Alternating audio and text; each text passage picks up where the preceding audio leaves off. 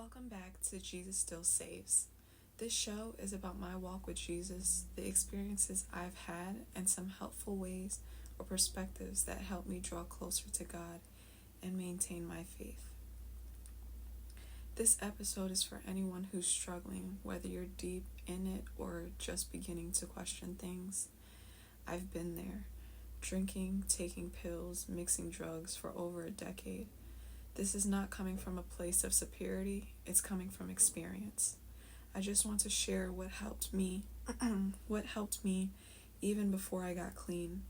If you're not ready to stop, that's okay. You can just listen. I also want to say that it might get a little emotional during this episode. As I was outlining and mapping it out, I did get emotional, but I don't want that to stop me from getting this message out. So please bear with me. I want to start with what a normal day would look like.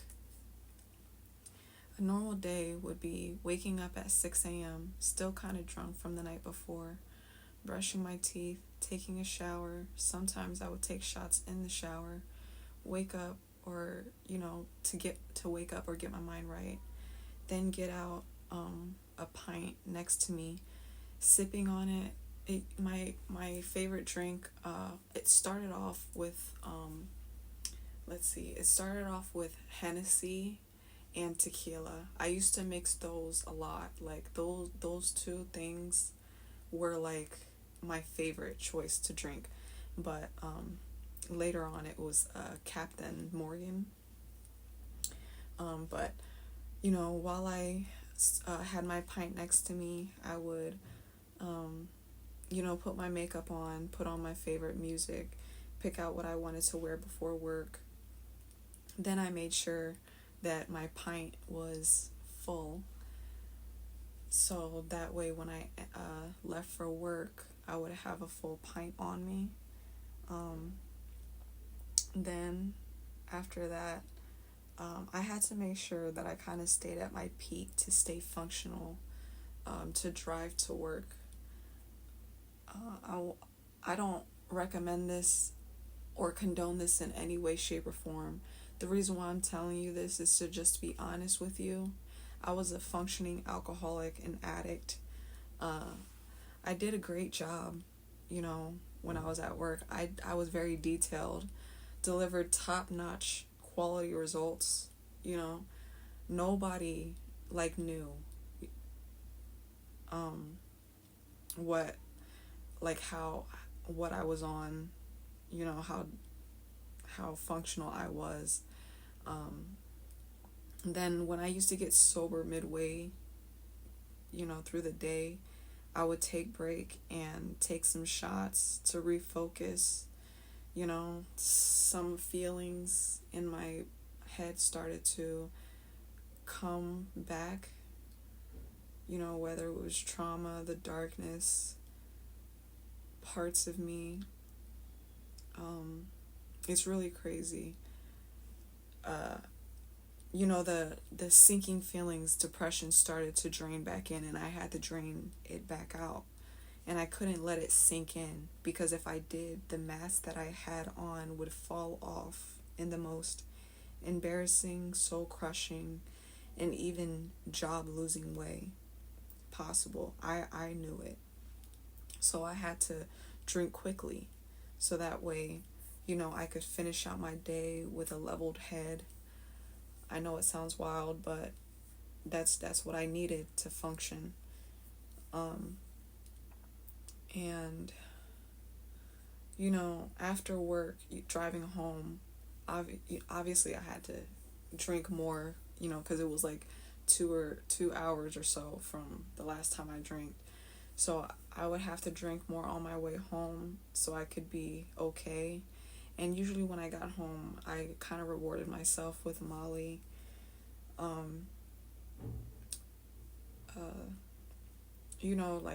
Hung out with some friends, and we rarely went out to bars and clubs and everything, because drinking at my apartment was so much safer. It was cheaper and nobody got flagged. We knew how to handle, the people that were with us. We all had like our drug of choice, or a few drugs of choices, and alcohols and everything like that. So when we excuse me, when we used to hang out and whatnot, we used to it always used to be at my place, you know. And sometimes everybody would fall asleep, on the couch, on the sofa, like on the sofa, the floor, sometimes in the bathroom and everything like that. Sometimes we didn't fall asleep. Sometimes we stayed up until like pulled overnighters, and the cycle just continued. And the people that I hung around with, it was like a set group. Like we were all pretty much kind of, you know, helping each other, but not in a good way. But it was like we knew each other's pain, right? Like we knew like the sorry, I'm trying not to curse. We knew like the messed up past of us because we all told each other, and we knew like when it got too deep, like when it got close to like ODing, we made sure that we was alert for those moments. And although it wasn't smart in any way, shape, or form to do these things, we had each other's backs. We were kind of like enabling each other. We were enabling each other. We were. In reality, I felt broken and confused all the time. Depression was my best friend because I already knew it was going to keep me down. I was a slave to my own mind daily. I woke up drinking because I have, very dark recalls of the past in my head, and I don't like remembering those things, so I used to try to run very, excuse me, sorry. I don't want to stop this because I want it to come from a very I want it to come from a very honest and truthful part of me. Now, let me just drink some water really quick.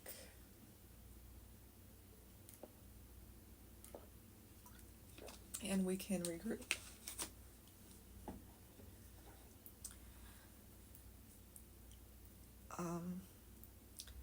So these thoughts of being abused, raped, chased, stalked, these moments would come into my mind and they would do damage. So,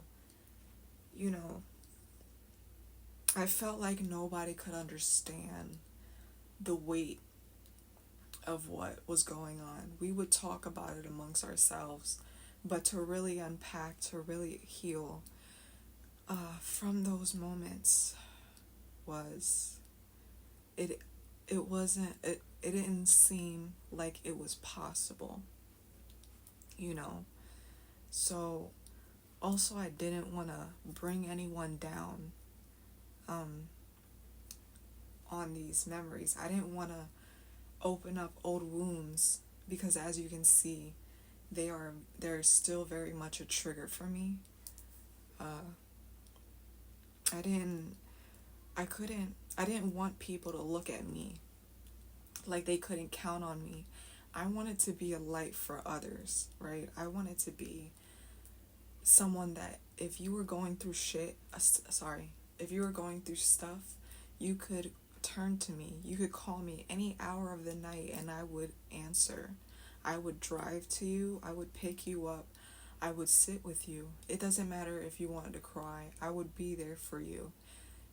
I wanted people to look at me like that. I did not want people to look at me for what I truly was, which was destruction, grief, pain, trauma, brokenness. You know what I mean? I didn't want people to look at me like that. I didn't want anyone to feel bad for me. If you felt bad for me, it made me feel worse, because it kind of made me believe that everything that was happening in reality was real. You know, if I let these things, out, it was gonna confirm that it was real, and I wasn't ready to let those things be real just yet. I was ready to help others, but in return, in reality, I felt I felt so alone. Through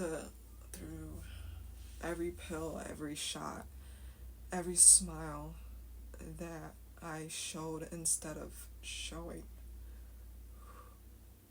what was really inside, you know? And we really need to open that part up about us, because that grief, that pain, if you keep watering it and you keep watering it, it's gonna, take over, and it's going to eventually break you, you know. It's going to eventually break you, but I didn't know any better. Pain and trauma, replaced common sense and my well-being for myself. It replaced that fight or flight mode. It just kind of took flight, you know. What I told myself back then was somewhat like pep talks to kind of keep myself going. I would say, listen, Rosie, I know it hurts right now, but we don't have time for this. We don't have time to deal with this pain, okay? We don't have time to worry about the past. We don't have time. We gotta go to work in a few minutes or a few hours. We have to go pick up our friend from, this place. We gotta go get this. We gotta, we can do this later. You know what I'm saying? We can worry about this later. I used to tell myself, look, all this shit I'm sorry again, all this stuff that you're feeling, it's not real, dude. It's not real. It's not real. It's not real. I used to be in denial. I used to lie to myself. I used to say, look, all this stuff is fake. You know what I mean? Feelings aren't real. Things aren't real. Pain isn't real. You just kind of go through life, and you gotta keep moving, Rosie. No matter what, just keep moving, keep trying, and keep pushing. Keep pushing, okay? Because if you keep pushing, maybe something will happen. Maybe something will happen. You don't know. But just keep pushing. I didn't have hangovers, right? I was really good with not getting hangovers, because I drank a lot of water with my alcohol. I didn't eat, but I drank a lot of water with my alcohol. And when I took, Molly or Perks, I made sure that I smoked a lot of weed with it, because these things help you kind of level these things out. And although it was the wrong way to go, it helped me maintain that surface where this pain did not come up for air. You know what I mean? This pain was, this pain was controlled to a point where, hey, go in that box over there and I'll let you out when I have to, but you're gonna be in there when I need you to be in there, right? So that's how it felt, right? And I did everything that I could, but when I did get hangovers, they were like 2 or 3 days that I couldn't afford to heal from. Like, I had to basically nurse myself back to health. I would get very sick My skin would be very pale and clammy. Um, I I wouldn't be able to keep food down. My whole body felt like restless. It felt weak. It felt like my bones, my whole body ached, and my mind was so depressed because I couldn't drink, through this process of, healing myself back when I had these hangovers because it would make it worse. And, you know, I had to try to rush this process as much as I could because it was more dangerous to stay sober and heal myself for those 2 or 3 days than it was to kind of heal myself properly. Like the withdrawal symptoms were really really bad, like shivers. Okay, my I had stomach problems. I had like anxiety, where they were anxiety attacks, like full on panic attacks, where I would lose vision. I would collapse, and I couldn't see sometimes. You know, uh, I couldn't see sometimes, like, and I would get bruises uh, on my body from, I don't know if it was just the mixing. It was most likely the mixing of, alcohol and perks and mollies. I would collapse, and I would get bruises and stuff, and I wouldn't be able to see, like, I would just see black. And when I would come back, I would be on the floor, and thankfully I was alone because it was very embarrassing. It was really, really embarrassing. Um, it was embarrassing to know that that was happening to me. So that was my when that happened, I was like maybe 4 or 5 years into it, into mixing and everything like that. So um, let me see here. Um, so that time was a time when I had to make sure that I had to start healing. Okay, I had to start healing because I was scared that that might happen when I was driving. That may happen, um, at work or something like that. It may happen in a place where I'm not safe. Like, say, for example, I'm out, with a few friends, maybe at a bowling alley or something like that, and I'm not in the safest place or the safest area, which back then I didn't, really care that much. I was just with the crowd, with my friends, you know, um, when we were going out. So that, that started tearing me apart. And that's when I started realizing that I needed to start cleaning myself. I started to, I needed to choose one or the other. I had to at least stop mixing as much as I did.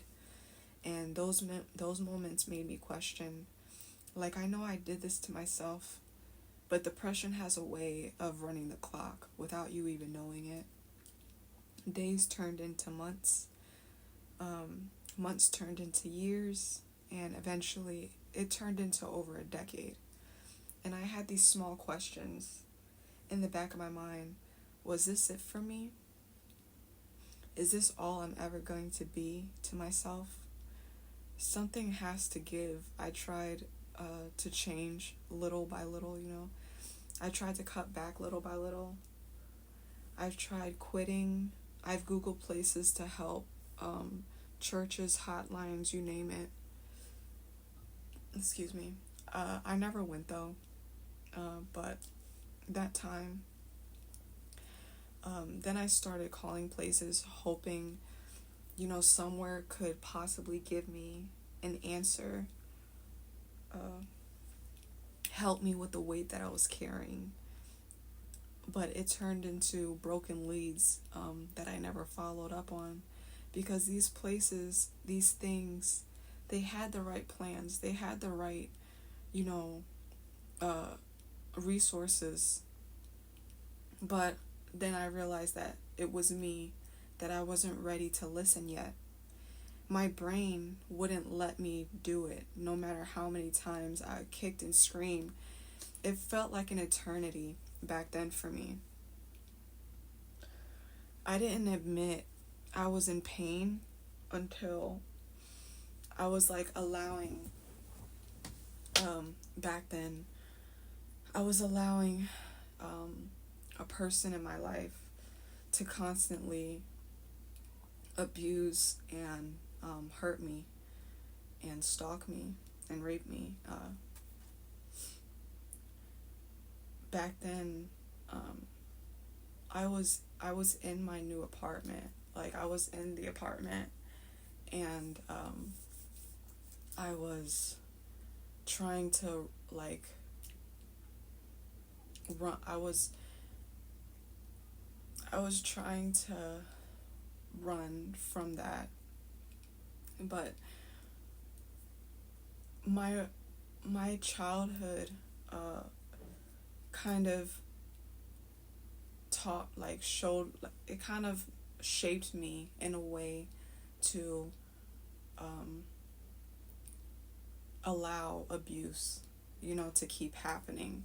So I did fall into a relationship that wasn't really the greatest, and it wasn't, uh, good for me. And at the end of that relationship, um, I'm just gonna share a very tough, story from that point of my life. I woke up one morning, uh, and I found out that my partner had cheated on me, and, uh, I'm sorry. Please bear with me.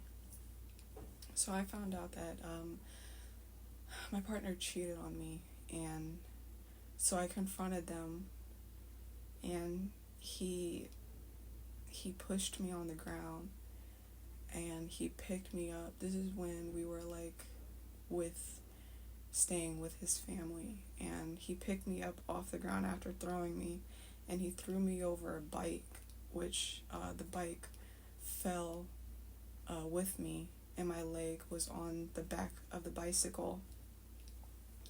And he was like, "You gonna keep looking through my stuff?" He was like, "You don't deserve to be here." And, he picked me up, and then he, dragged me outside. It was like snowing that day, and he,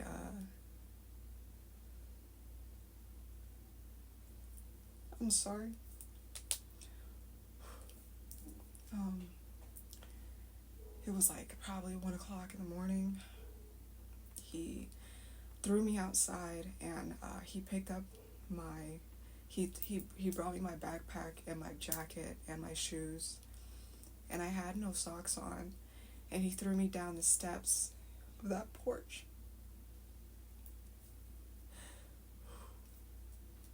Okay. Um, and he told me to walk home, and, the walk from there was about 3 hours in the snow, and my body was already in a lot of pain from the amount of times he hit me and threw me against, the pavement, the cement, the floor, the bicycle. I was limping, you know, I was limping, but I didn't go, um, I didn't go to my house. I didn't have a house. I had a family. I could go to a family member's house, but, I went to my friend's house that was near my family member's house, and they let me in, and they saw the blood, they saw the bruises, and they saw, uh, they saw it, and they brought me back there to get my things, you know, and I stayed in the car.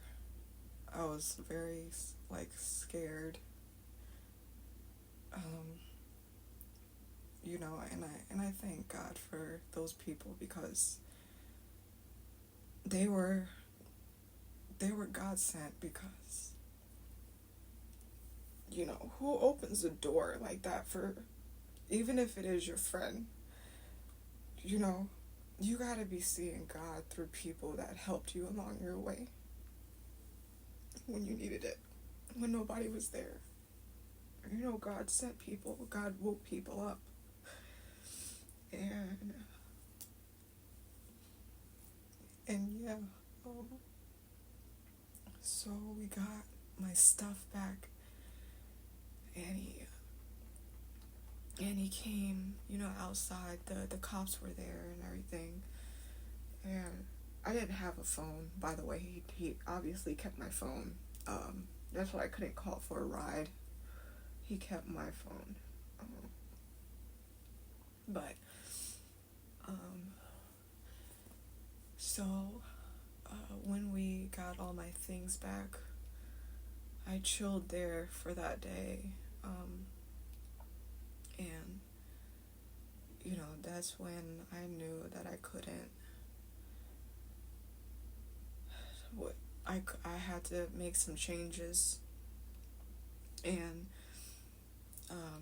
after that memory, after those things kept happening, I started realizing that with addiction, I had to stop, a lot, you know, so this is when parts of the healing started happening. I stopped, using as much. I slowly but surely, stopped using as much as perks. I know it's bad. This is all bad. Okay, I get it. But I started using just, the alcohol and the Molly and the weed. And, that also started, taking a toll. Even though I was taking out perks, it started putting in a little bit more of the Molly. So, I almost, OD'd on that one, on Molly too, and I started cutting back a lot more,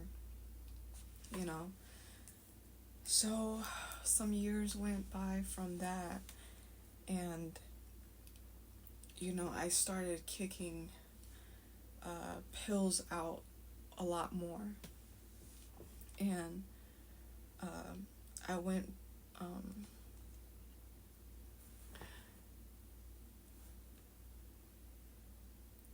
I'm sorry.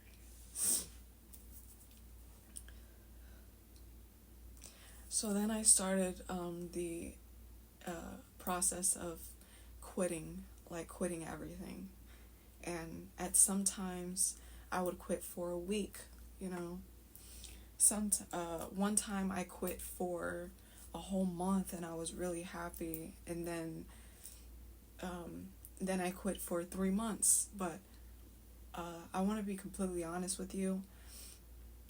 Most of these times that, I quit, it was a really bad beginning too. Like, when I would quit, and I went back, it was like almost close to alcohol poisoning, because I missed it so much, and I missed the feeling of being numb. So, it was like really, really bad. So then, the more and more I kept trying to get sober, nothing was working. It was like I kept getting stuck, right? And, another painful moment that really brought me,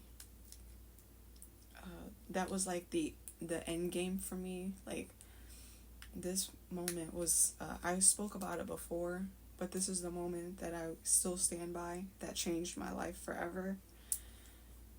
Was when I was on the bathroom floor, and like I had a half a gallon of Captain in my lap, and I was just asking God to take me now, or tell me why my soul keeps fighting. Like, why are my attempts, failing? Because I was just very deep in depression. I was very deep in addiction. I was very deep in darkness. And I asked why, like, take me now, or, why is my soul keep fighting, but my body wants to give up? Make it stop. I hate who I am. I hate who I become. I hate how alone I feel. And I hate this life. That moment is where God knew I was ready for real this time. That bathroom floor will be the time in my life, coming to God so raw, so broken, with no strength, laying at his feet, all my pain, all my misery, all my darkness, what was left of my soul. This is when it all started to change. That point. And I want to do more on this. But I think, I think this is a really good spot. And if you're still using, this is for you. You're not broken. Your addiction does not define you. You don't have to be ready yet. Okay? This isn't a call to just get clean today. It's just a call to be honest. No shame or pressure. No shame or pressure at all. Like, if, you're still using while you're listening, that's okay, because you're still welcome here. What I wish someone told me, that all the pain you felt wasn't your fault. What happened to you wasn't your fault. We were all winging it based off of what we learned, saw, whether it was good or bad. I wish someone told me that crying was my strength, that it was there to cleanse me, that I didn't have to rush sobriety. Excuse me.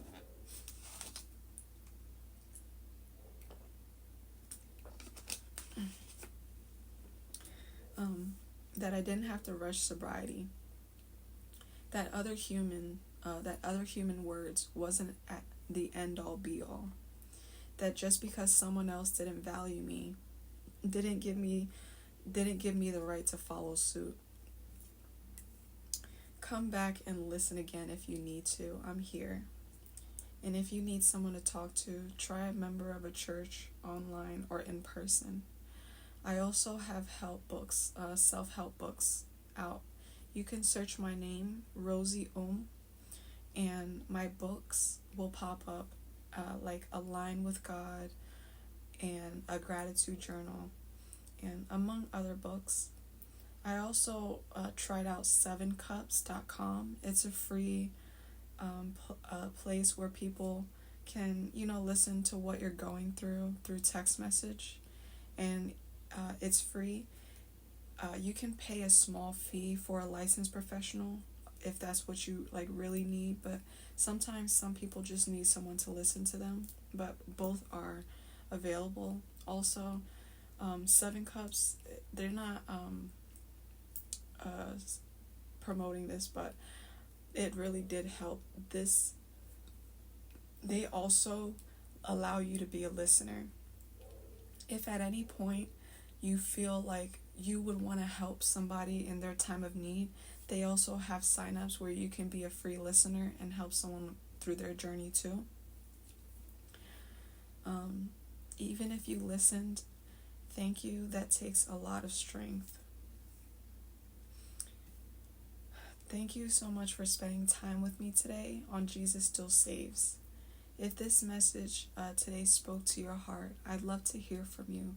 Leave a comment, rate the show, or share it with someone else that could help them on their journey. Make sure to follow so you'll never miss an episode. We got more truths, encouragement, and real conversations coming your way. Until next time, keep holding on to hope, keep walking with Jesus, and remember, He's not done with your story yet.